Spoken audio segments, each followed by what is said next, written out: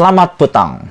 2 jam selepas berakhirnya prosiding perbicaraan Najib di mahkamah hari ini, Najib tiba-tiba tampil kepada media dengan memberikan komen yang paling mengejutkan seluruh rakyat Malaysia. Hampir-hampir aku nak menangis mendengar komen, mendengar cetusan perasaan Najib, luahan perasaan Najib selepas dia berada di mahkamah sepanjang hari ini. Dari awal pagi sehinggalah kelewat petang, Najib berada di Mahkamah Persekutuan, dan di akhir perbicaraannya itu Najib mengatakan amat malang dan beliau amat bersedih. Apa yang terjadi? Ini komen Najib selepas dia tamat dalam perbicaraan hari ketiga yang mengejutkan saya apabila Najib berkata dia seperti tanpa peguam bela. Saya dibiarkan tanpa peguam bela, kata Najib. Tapi kan dia ada peguam bela lagi, Hisham Topek. Itu tak jadi nak menarik diri. Hisham tak jadi menarik diri kerana mahkamah tak benarkan. Mahkamah tak benarkan dia tarik diri. Dan akhirnya Hisham meneruskan juga pembelaan kepada Najib. Hari ini apabila Najib berjumpa dengan kumpulan media, Najib mengeluarkan keputusan luahan perasaan yang amat-amat mendukacitakan Malaysia. Seluruh Malaysia mungkin menangis, tapi tak tahulah ada yang nangis itu memang hibah, sedihkah atau bagaimana. Najib berkata beliau menyamakan keadaan dirinya seperti tanpa peguam bela. Walaupun Mahkamah Persekutuan hari ini menolak permohonan peguamnya Hisham Topek untuk menarik diri daripada perbicaraan. Najib berkata, permohonan Hisham untuk menangguhkan perbicaraan bagi mendapatkan pembelaan yang sewajarnya juga tidak dibenarkan. Kini saya dibiarkan dalam keadaan tanpa peguam bela, kata Najib. Itu adalah hal yang malang dan saya tidak dapat membentangkan pembelaan saya, katanya. Saya yakin yang saya memiliki pembelaan yang berkebolehan dan Hisham, jika diberi masa yang munasabah, pasti dapat membela saya, kata Najib lagi. Saya berdoa untuk mendapatkan perbicaraan penuh dan keadilan, kata bekas Perdana Menteri itu kepada pihak media selepas perbicaraan hari ini ditangguhkan. Bekas Perdana Menteri itu juga berkata, haknya untuk hidup dan mendapat perbicaraan yang adil telah dipertaruhkan dan membantah sekeras-kerasnya bagaimana prosiding itu berjalan. Dan hari ini yang paling menarik adalah apabila didedahkan dalam perbicaraan itu di Mahkamah Persekutuan menulis tepat 3.15 petang, kerajaan jamin pinjaman RM4 bilion walau SRC tiada rekod prestasi. Apa cerita dia? Timbalan Pendakwa Raya V. Sitabaram berkata, Najib Razak terlibat dalam mendapatkan 2 jaminan kerajaan untuk pinjaman yang dibuat SRC internasional berjumlah RM4 bilion. Dia berkata, meskipun SRC internasional adalah sebuah syarikat yang tiada rekod prestasi, ia masih diberi pinjaman sebanyak itu oleh kumpulan wang pesaraan KWAP.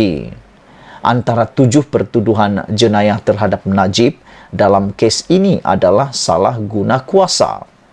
Dalam pertuduhan itu, Najib didakwa menggunakan kedudukannya untuk mendapatkan 2 jaminan kerajaan untuk KWAP, memberikan 2 pinjaman berjumlah RM4 bilion terhadap Najib dan 42 juta ringgit yang kemudiannya didakwa masuk ke akaun banknya didakwa berkaitan dengan perkara tersebut. 42 juta yang kemudiannya didakwa masuk ke dalam akaun bank Najib.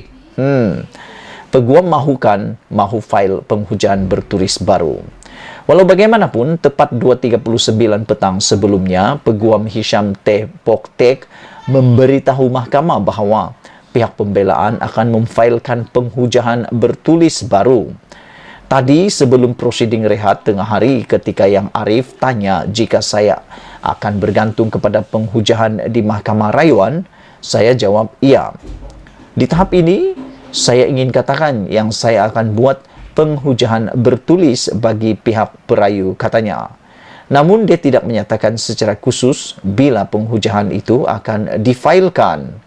Tepat 2.37 petang tadi, perbicaraan disambung selepas mahkamah ditangguhkan untuk makan tengah hari dan disambung pada pukul 2.30 petang. Pada lewat pagi sebelum rehat petang, Najib beritahu bekas Menteri Kewangan 2, jangan campur tangan dalam SRC 1MDB, kata DPP. Ini paling hangat ketika ianya dibacakan. Hujahan ini dibacakan kepada hakim. Apa yang dihujakan tepat 12.52 tengah hari, Timbalan Pendakwa Raya V. Sitabaram berhujah bahawa Najib Razak memberi amaran kepada Menteri Kewangan 2 Ahmad Husni Muhammad Hanazlah ketika itu supaya tidak campur tangan dalam urusan melibatkan SRC dan 1MDB. Pendakwa Raya memberitahu Mahkamah Persekutuan bahawa cara perayu menguruskan kedua-dua entiti yang dimiliki sepenuhnya oleh Menteri Kewangan diperbadankan MOFINC itu adalah bersifat kuku besi. DPP merujuk kepada keterangan Husni selaku saksi pendakwaan ke-56 semasa perbicaraan kes SRC di Mahkamah Tinggi. Selain daripada itu, isu yang telah dibentangkan juga adalah apabila DPP memberitahu mahkamah boleh dikatakan Najib yang urus SRC. Pada 12.31 tengah hari, Timbalan Pendakwa Raya V. Sitabaram berkata, Najib Razak selaku Perdana Menteri dan Menteri Kewangan boleh dikatakan menguruskan SRC, syarikat milik penuh Menteri Kewangan diperbadankan MKD.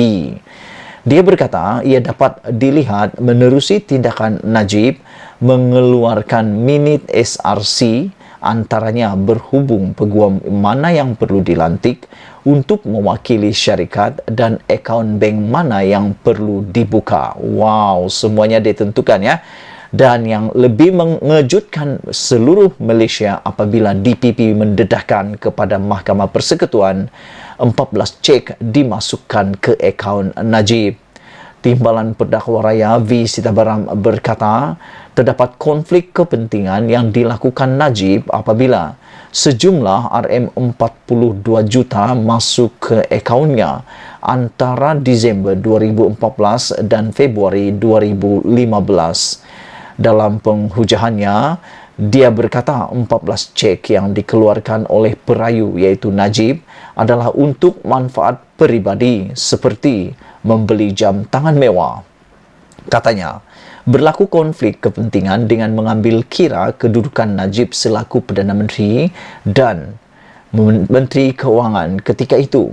Dengan Menteri Kewangan diperbadankan MKD adalah pemilik penuh SRC. Najib menggunakan kuasanya untuk memastikan wang tersebut dikeluarkan dari akaun SRC dan masuk ke akaun Najib. Wow, itulah dia pendedahan-pendedahan yang luar biasa yang baru kita tahu yang didedahkan semula di Mahkamah Persekutuan. Apa yang akan jadi selepas ini kita nantikanlah esok, apalagi yang akan terjadi pada perbicaraan hari yang keempat. Najib hanya ada 9 hari untuk berhujah dan selepas itu kita akan tahu apa yang akan menimpa Najib. Malaysia kita punya, kita juga sama-sama cintai Malaysia. Kita jumpa lagi. Bye-bye.